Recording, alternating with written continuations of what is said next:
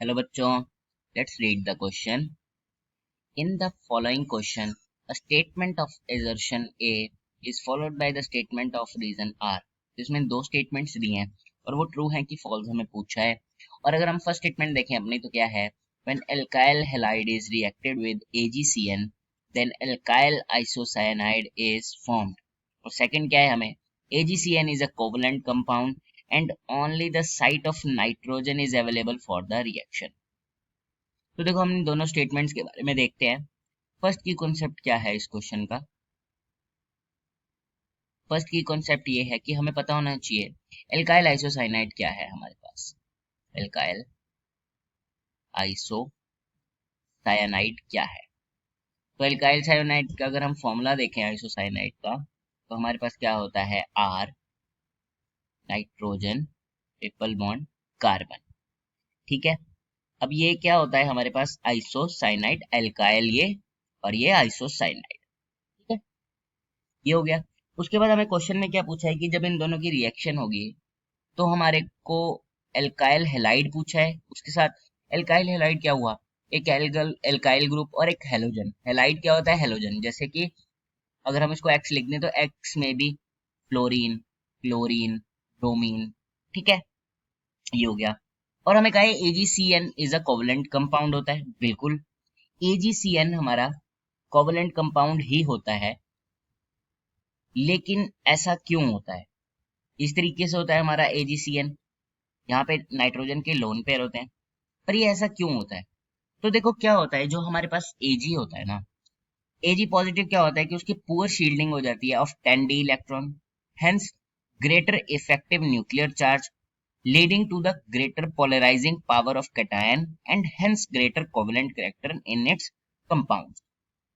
ठीक है, तो अगर हम इसको लिख के देखें तो हम किस तरीके से इसको एक्सप्लेन कर सकते हैं. Ag की हम अगर इलेक्ट्रॉनिक कॉन्फ़िगरेशन देखें तो क्या होती है हमारे पास, Kr क्रिप्टन 4d10 और 5s1. तो देखो क्या होता है ना, जैसे हमें कहा है कि वो कोवलेंट कंपाउंड है. तो कोवलेंट कंपाउंड का क्या मतलब है, जहां पे शेयर्ड पेयर ऑफ इलेक्ट्रॉन्स हो. तो देखो क्या होता है AgCN में ना, स्यूडो हमारे पास एक तरह से स्यूडो नोबल गैस कॉन्फ़िगरेशन हो गई है. जब हम इसमें एक पॉजिटिव लगाएं तो ये एक तरह से 4d10 बन जाएगा ना, तो एक तरह से नोबल गैस वाली हमारे को कॉन्फ़िगरेशन मिल जाएगी यहाँ पे. या हम इसको कह सकते हैं कि फुली फिल्ड हमारे को d ऑर्बिटल मिल जाएगा जब हम Ag पॉजिटिव लेंगे. ठीक है, तो क्या होता है, इस रीजन के कारण क्या होता है, हमारी जो डी इलेक्ट्रॉन्स हैं उनकी पुअर शील्डिंग होती है, वो हम इनर्ट पेयर इफेक्ट में पढ़ते हैं. तो उससे क्या होता है, इफेक्टिव न्यूक्लियर चार्ज बढ़ जाता है. क्या होता है ना कि जैसे ये हमारे पास न्यूक्लियस है और ये हमारे पास बाहर इलेक्ट्रॉन है, तो डी ऑर्बिटल के कारण क्या होती है ना, हमारी शील्डिंग कम हो जाती है, जिसको हम इनर्ट पेयर इफेक्ट भी बोलते हैं. डी और एफ के कारण ये होता है. तो इसके कारण क्या होता है, गेट इसका क्या होता है कि न्यूक्लियर चार्ज इंक्रीज कर जाता है. उससे क्या होता है, ग्रेट पोलराइजिंग पावर हो जाती है इस कैटायन की. ठीक है, और उससे क्या होता है, कोवलेंट करेक्टर इंक्रीज करता है, क्योंकि जो हमारा कोवलेंट करेक्टर होता है वो डायरेक्टली प्रोपोर्शनल होता है हमारा पावर ऑफ कैटायन से. ठीक है, इसलिए ये जो होता है AgSCN है, वो हमारे पास कोवलेंट कंपाउंड होता है. ठीक है, तो अब अगर हम अपने स्टेटमेंट के हिसाब से रिएक्शन देखें, when alkyl halide is reacted with AgCN then alkyl isocyanide is form. तो देखो क्या है, एल्काइल हैलाइड है हमारे पास RX और AgCN है. तो होता क्या है, यहाँ पे जो नाइट्रोजन के लोन पेयर है ये अटैक करते हैं, ये निकल जाता है और हमारे पास R नाइट्रोजन के साथ बॉन्ड बन जाता है और यहाँ कार्बन के साथ जो हमारा आता है नेगेटिव, ये बन के हमारे पास आ जाता है और ये जो हमारा ये बाहर निकल जाता है. बिल्कुल ठीक है, अब हम क्या देख सकते हैं, यहाँ पे साथ में बच गया हमारे पास यहाँ पे Ag और X, जो कि ये वाला Ag क्योंकि ये यहाँ से टूट गया. ठीक है, उसके साथ में हमारे पास ये X बच गया. तो अब देखो होता क्या है, इससे हमारा जो स्टेटमेंट फर्स्ट है वो तो सही हो गई, क्योंकि एल्काइल हैलाइड के साथ हम जब रिएक्शन कर रहे हैं AgCN की, तो एल्काइल आइसोसाइनाइड ही मिल रहा है. और हमें बोल रहा है कि AgCN is a covalent compound and only the site of nitrogen is available for the reaction. ये तो हमने जब एग्जांपल की तब हमने देख ही लिया है कि जब हमारे पास जैसे AgCN है उसमें सिर्फ एक नाइट्रोजन है वही अवेलेबल है रिएक्शन करने के लिए, क्योंकि कार्बन की वैलेंसी पूरी है हमारी। ठीक है, तो नाइट्रोजन जब यहाँ पे से एक्ट करेगा, ये एक्स यहाँ से टूटेगा, ये एक साइकिल बनेगी, एजी यहाँ से टूटेगा, कार्बन का एक तरह से बॉन्ड ऐसे जाएगा, कार्बन के ऊपर नेगेटिव बनेगा जब, तो ये जो इसके पास लोन पेयर है ये देगा, तभी रिएक्शन होगी। तो ऑब्वियसली हमारी दोनों स्टेटमेंट सही हो जाती हैं।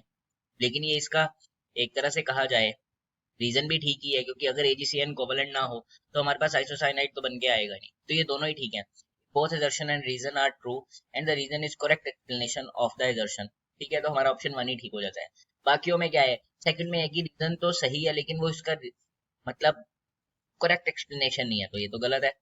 इसमें कहा है कि रीजन है ही फॉल्स है, तो ये भी गलत है, और इसमें दोनों ही फॉल्स है, तो ये भी गलत है। तो हमारा जो ऑप्शन फर्स्ट हो गया वही हमारा आंसर है। ठीक है, तो देखो इस क्वेश्चन में हमने क्या क्या सीखा है। हमने पहले सीखा है कि एल्काइल आइसोसाइनाइड क्या होता है, हमने उसका फॉर्मूला देखा। उसके बाद हमने देखा कि एल्काइल हैलाइड हम किसको बोलते हैं। ठीक है, उसके बाद हमने देखा एजीसीएन जो होता है वो कैसे एक्ट करता है और वो कोवलेंट क्यों है। हमने देखा उसकी स्यूडो नोबल गैस कॉन्फ़िगरेशन आ जाती है, मतलब 4d10 आ जाती है हमारे एजी पॉजिटिव को देखें। ठीक है, तो उसके कारण क्या होता है हमारे पास, इसकी पावर ऑफ कैटायन बढ़ जाती है, क्योंकि जो 4d होते हैं, अब मैंने आपको बताया इनर्ट पेयर के इफेक्ट के हिसाब से जो इसके पुअर शील्डिंग होती है, पुअर शील्डिंग होने के कारण चार्ज बढ़ जाता है, मतलब पावर ऑफ कैटायन बढ़ जाती है, तो इसकी कोवलेंट कैरेक्टर भी हमारे पास बढ़ जाता है। ठीक है, और जब हमने रिएक्शन देखी तो देखा है हमारे पास एल्काइल आइसोसाइनाइड तो बन ही रहा है। ठीक है, I hope you understand it well. Best of luck.